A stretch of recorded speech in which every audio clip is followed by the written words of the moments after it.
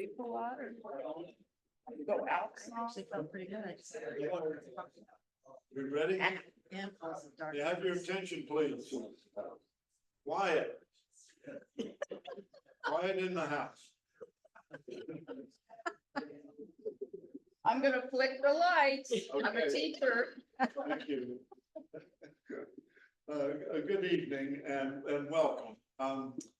Some of you know me. My name is Tom, and I'm Alan Carlson's secretary. I'm up here to get things started. Civic Association Secretary. Right, or actually the Civic Association Secretary, and want to welcome everyone both here as well as on the video to the Frederick Health Volunteer Auxiliary Organization, I'll call it. Sure. And we have some really interesting speakers here for tonight. And I'll get to that in just a second, but first of all, just two quick housekeeping items. One, as a reminder, November 1st, First Friday will be hosted by the Civic Association, as we do every year. And then the next program is scheduled for November 21. That's a Thursday. We usually have it on a Wednesday, but it'll be Thursday, a week before Thanksgiving, so don't get too nervous about it.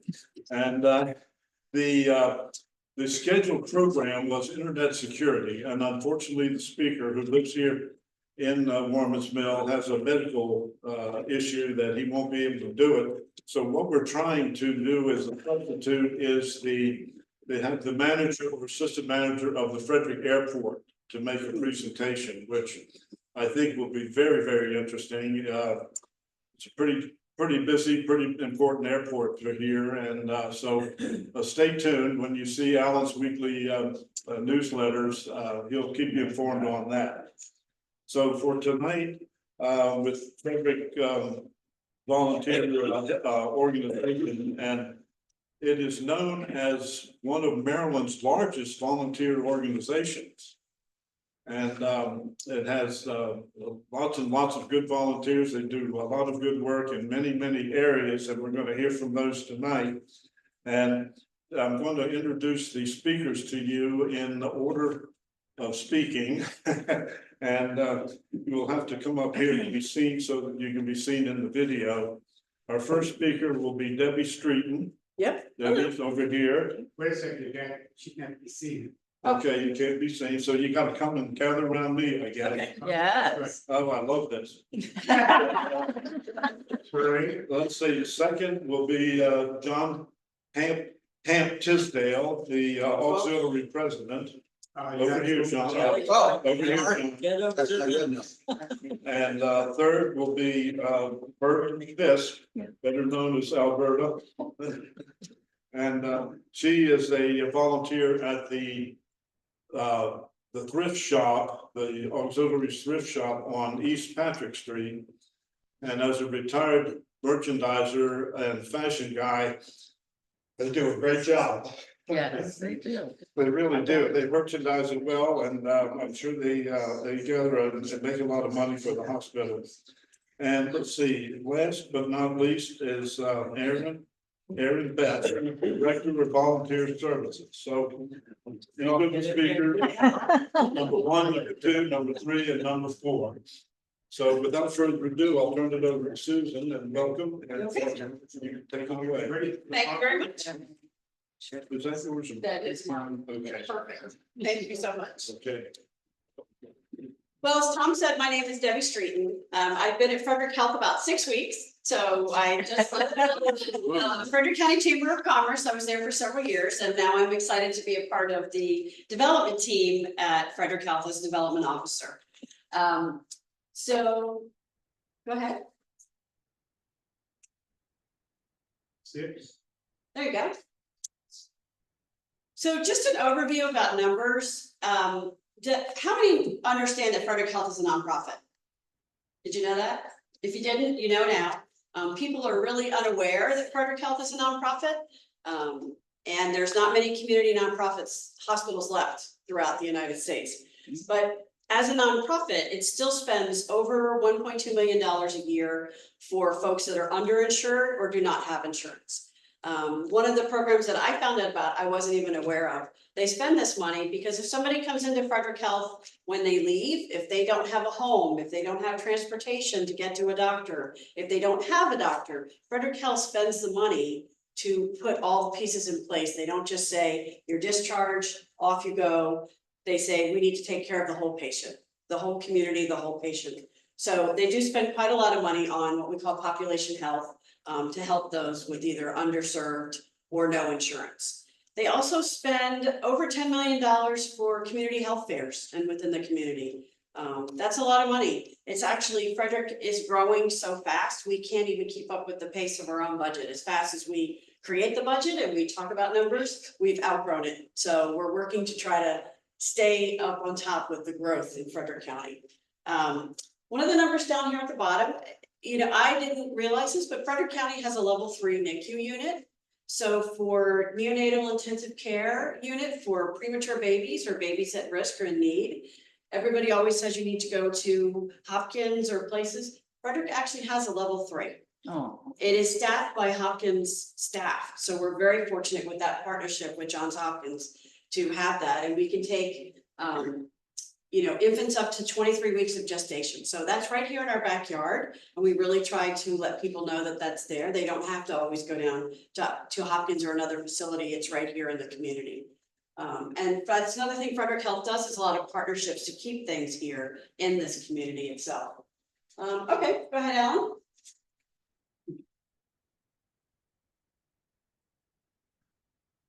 25 locations right now. They partnered with Mount St. Mary's, so we have a large facility in Emmitsburg. They have one in Brunswick. They're getting ready to open. We have a partnership with another physicians organization and are opening one in Newmarket on October 25th. So they've got land in Urbana, so they're looking to expand. And you can see just without the county, we're trying to expand so that we have access throughout the county, throughout the community for people to be able to get to someplace with Frederick Health. Go ahead. Frederick Health Village nearby, 95 acres. We just submitted a master plan, which will include green space. There's trails. If you've gone over there and walked the trails, we have a partnership with Rotary of Carroll Creek. So we actually move the kinetic art structures, the sculptures. Lost my words for a minute. The sculptures over to Frederick Health and had a dedication. So if you take a walk on the walking trails, it's real nice. It makes it a nice, smooth transition, just kind of looking at the sculptures. And we work with the Carroll Creek Yacht Club, and Rotary of Carroll Creek donated the structures, which was another great partnership as well. There's a blood donation center over there. There's the best kept secret, which is the lab. A lot of people don't realize the lab is there. I go there all the time now because it's not crowded, and you can usually get right in and get your lab work done. It will soon not be the best kept secret, but it's a great facility to have close by here to be able to do that. And it has some other great facilities in there as well. And they're working on the master plan to see what's going to happen with the 95 acres. So that's still in progress. They're still working on that. Go ahead, Alan. Emma Smith. So in 1902, Emma Smith donated acres of land, which were valued at $8,000, and the hospital was founded. She was sick and always had to travel, didn't want to, and so she donated with a group of women the money to start this hospital. And they had a men's, women's, and children's ward with 14 rooms, which then became Frederick Health, and has been, strong and growing ever since then. It just shows what this hospital is built on with philanthropy and giving in this community. Emma wanted to stay in this community. She donated the land. She worked together with several other women to make this happen.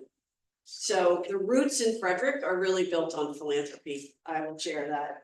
And when you say that, you look at what has happened at Frederick Health and in this community, people in this community are invested in what happens in this community, which is why our growth is so successful. Okay, Ellen.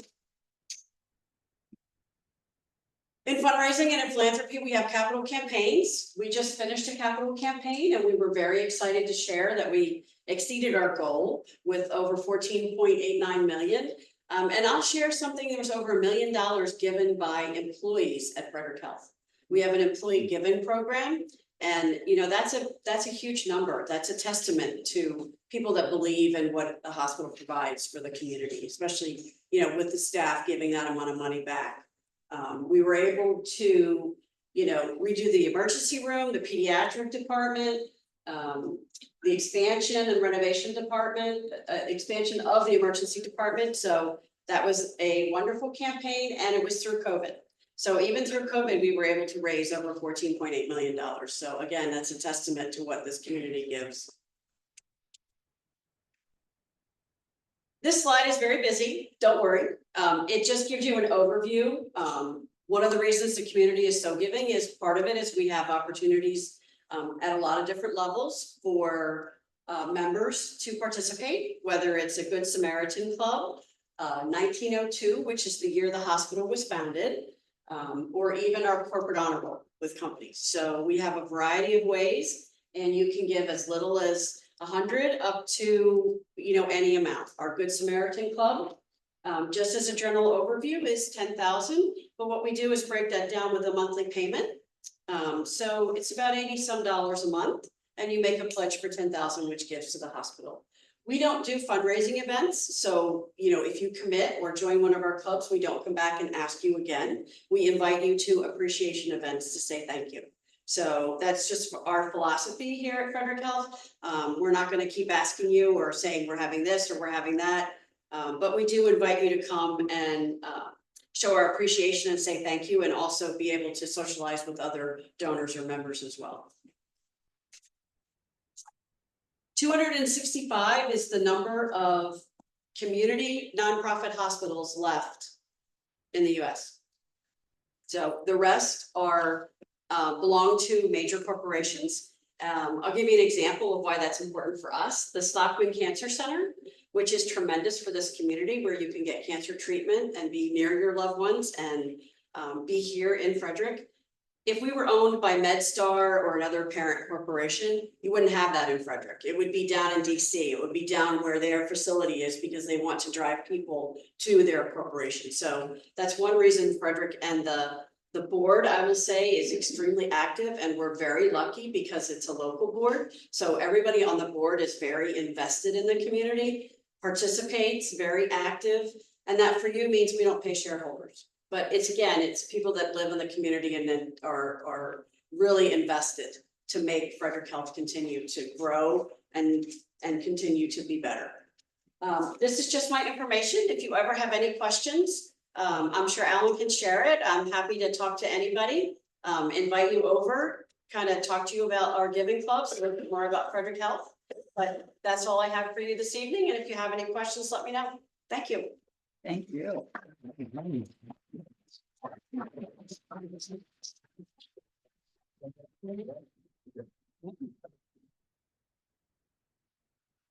Why don't you guys slide on up here with me? Thank you, Debbie. That was really informative. Really enjoyed hearing all of those statistics. And it's true about the community and how invested we all are. So again, my name is Erin Betts, and I'm the Director of Volunteer Services at Frederick Health. And we're delighted to be talking to you about the incredible opportunity to give back to your community through volunteering at Frederick Health Auxiliary. If you take a look around the room, you can see some of our volunteers in their signature uniforms of the white shirt and the green vests. And Bert up here, on too. And we've got Hamp Tisdale, who's the president of the auxiliary, and Bert Fisk, who's also a volunteer. We can go ahead and change the slide.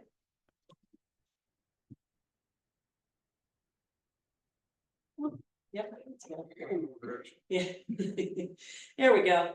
Frederick Health Auxiliary volunteers play a vital role in supporting our mission to provide high quality healthcare services and to positively impact the well-being of every individual in our community.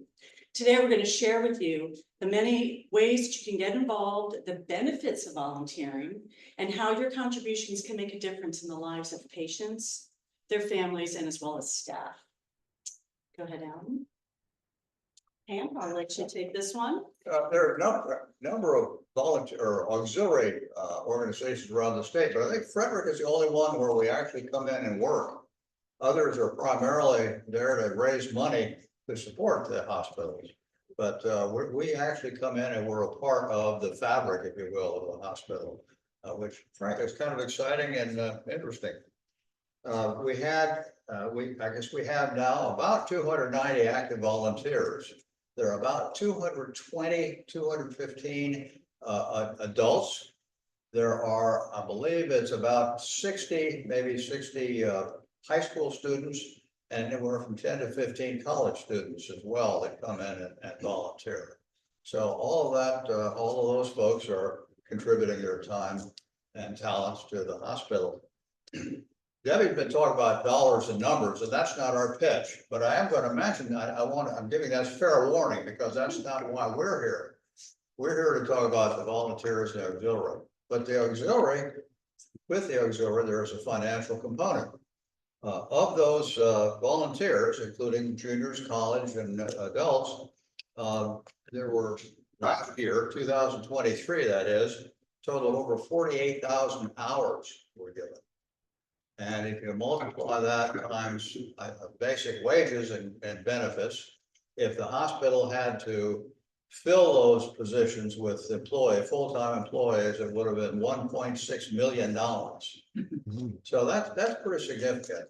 We're having a great time with our volunteer work, but it really has some meaning on that front as well. As you can see from the slide, we have people of all ages. I've said juniors, high school students, and sometimes we get to work with the high school students. They generally are there on weekends and evenings, but they will fill in sometimes. And it's always amazing to talk to those young folks. They're very much invested in all of this as well. So it's quite an interesting group. Of course, to volunteer, most of the folks are retired, but there's nothing wrong with being retired. I'm not sure. Well, I just found out I can volunteer. Right. Right. Debbie's gonna volunteer in the ED I now. said I'd love to volunteer in the emergency room, can I do that? And everyone said yes, so. She absolutely I can. love that. Yeah. Well, and to speak to that too, we've got college volunteers. A lot of them have aspirations to go into medical school and they're very interested in it. And we even have some retired medical professionals that want to keep that connection, whether it's with the patients or with the hospital. So we really do see a wide variety of folks that like to volunteer and come in. There are a lot of different places you can volunteer. I'm going to describe a little bit about them. The information desk, if any of you have been to the hospital, I'm sure we all have at one time or another, preferably to visit somebody, but we need treatment as well. When you come into the hospital, the front entrance, you'll have to identify yourself and get a badge. We man that front desk. There's a security desk and then there's the volunteer desk across from that. So you see volunteers there. Volunteers also have wings. Now, what's called wings because, and this is one of the jobs that I do, wings people, we go up to the rooms when people are being discharged with the wheelchairs and take them out to the front entrance. We run errands and do other things. And I'll tell you, one of the neat things about doing wings is people say, this is such a great place. People are so nice, are so well treated. It really kind of picks you up. So it's just an extra bonus. As well as that front area, the surgical information desk is there to help when one of you, a family member or someone you care about otherwise is in surgery. They keep you informed of the progress and make sure that you have the information that you need as that's proceeding.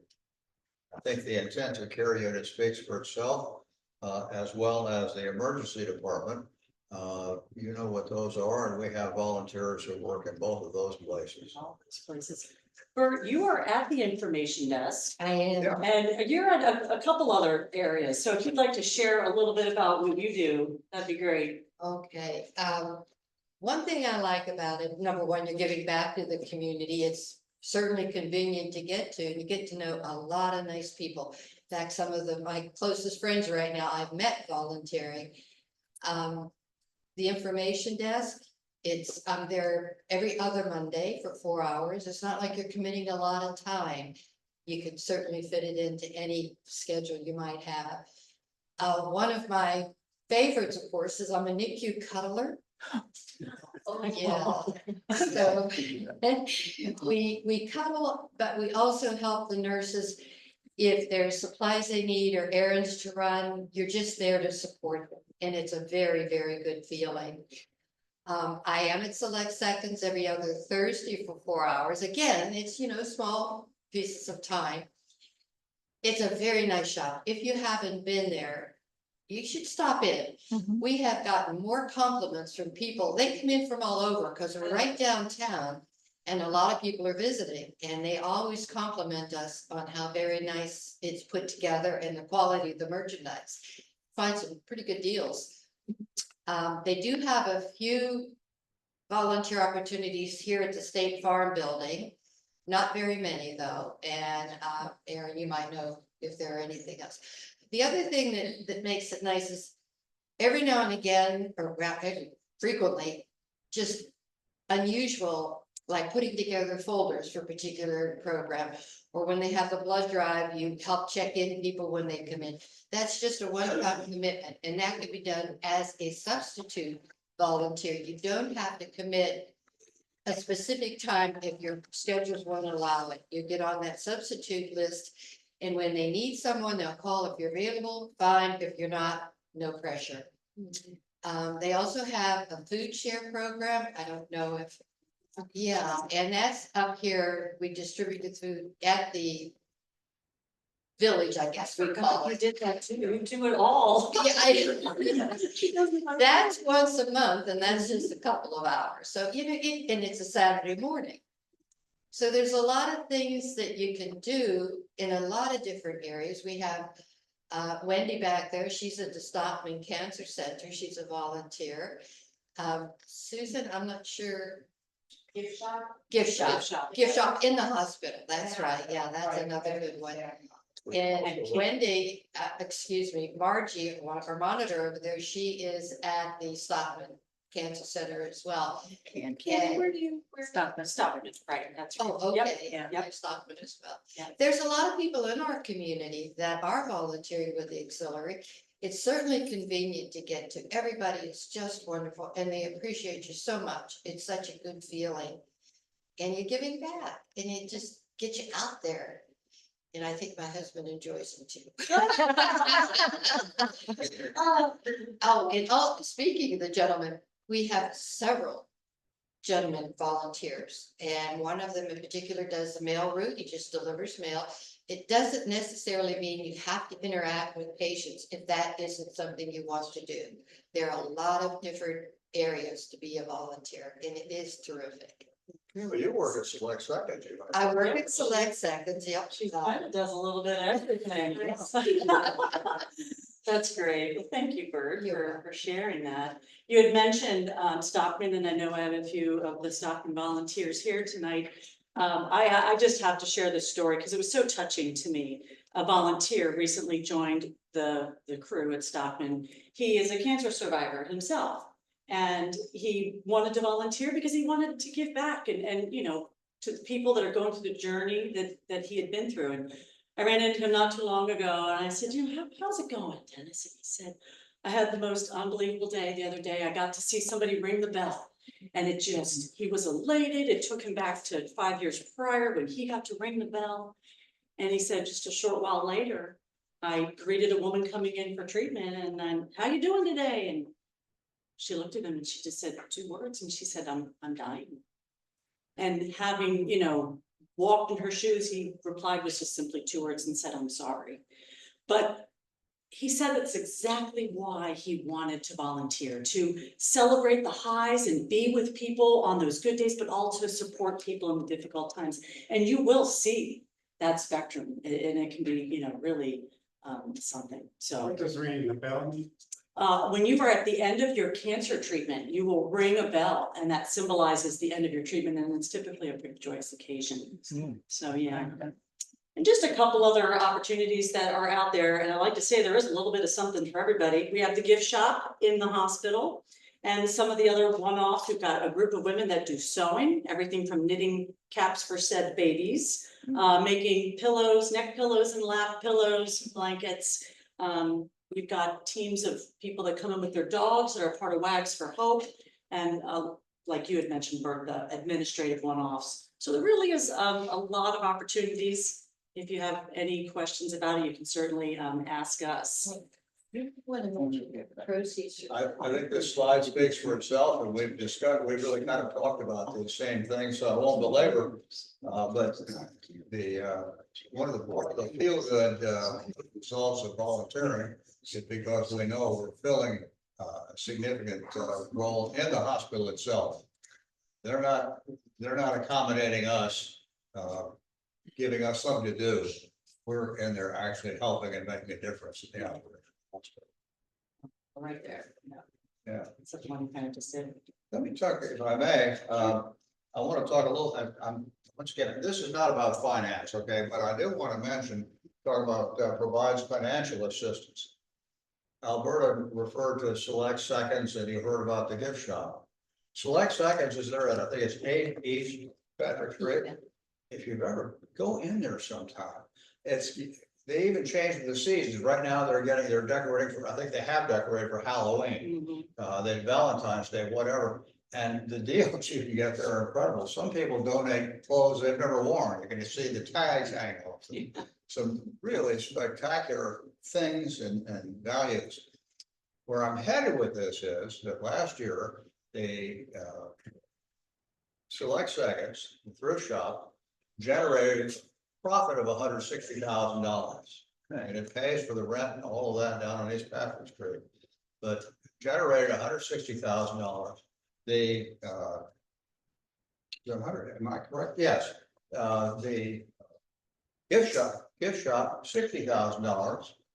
And we do some fundraising, although that's not a major portion of what we do, another $10,000.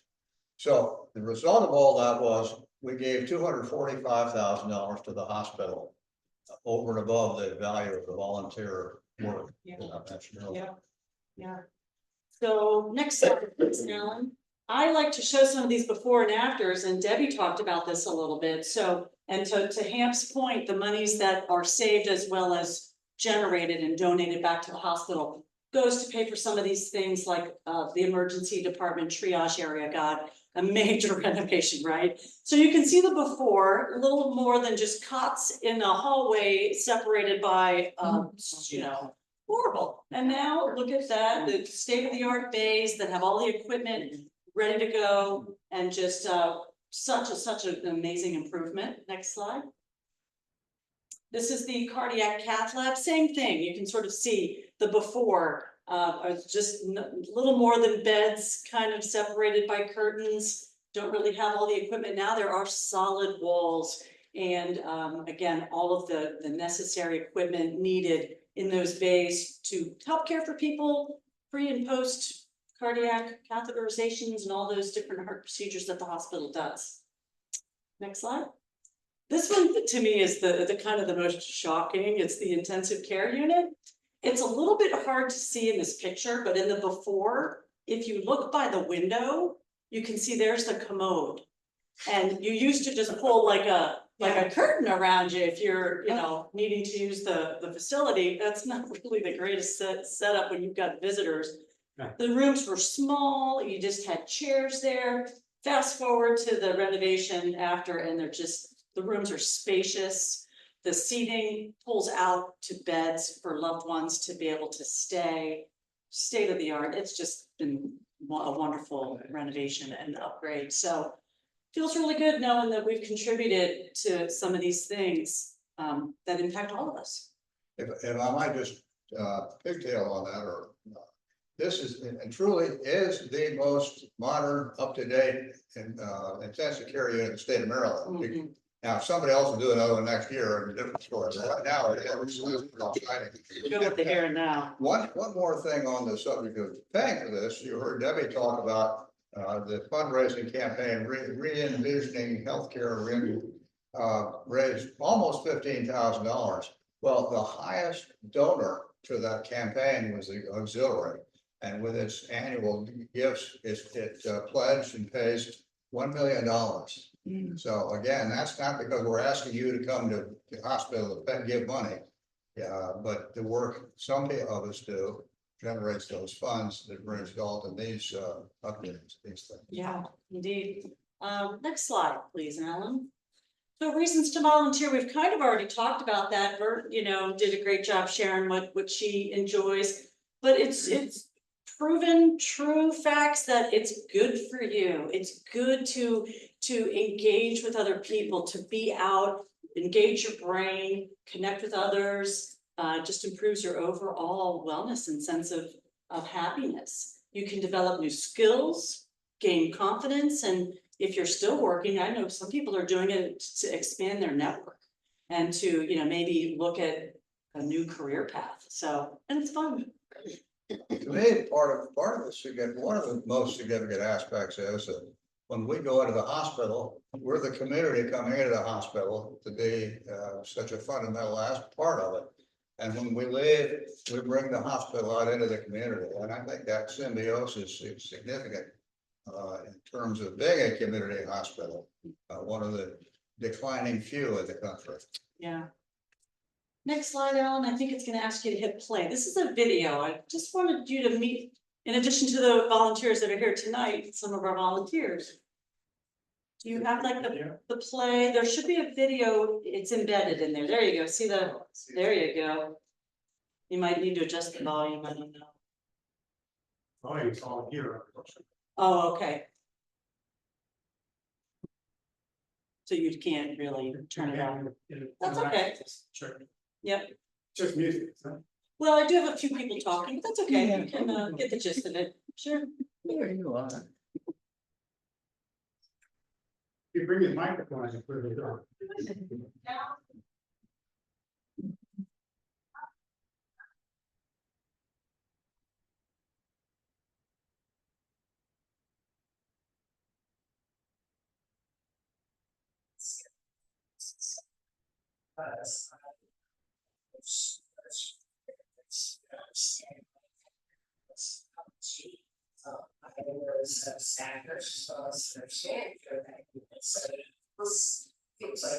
Yeah, perfect. Well, thank you for what you do. Oh, thank you. It's my pleasure.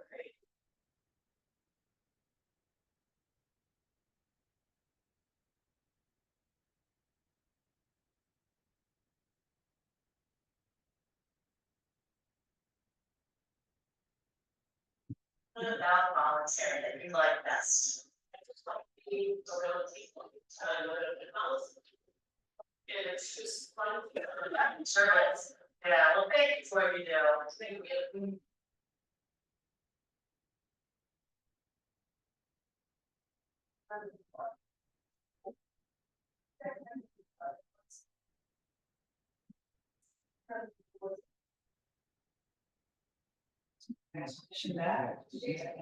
Speaking.